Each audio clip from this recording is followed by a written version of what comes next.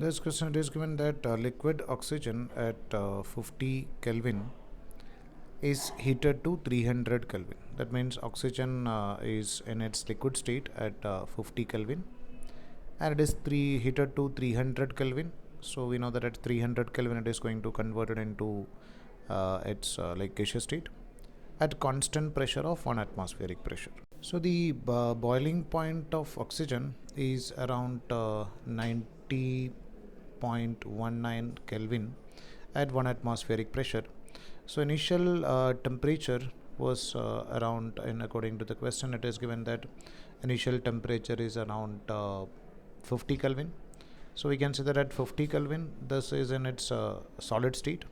So as we are increasing the temperature of it is in liquid state, the temperature of oxygen will or liquid oxygen will increase, and after some times its temperature becomes equal to, let's say, 90 Kelvin. And at 90 Kelvin it is going to convert it from its liquid state to liquid state to gaseous state. Then after that the temperature is going to increase gradually, and over here just constant pressure is given, so the value of specific capacity is constant, or we can take molar specific capacity. That's why the graph is a straight line, constant specific heat capacity. So the rate of heating is constant. Which one of the following graph represents a variation of temperature with time? So we can say that our first graph is going to represent the variation of temperature with respect to time.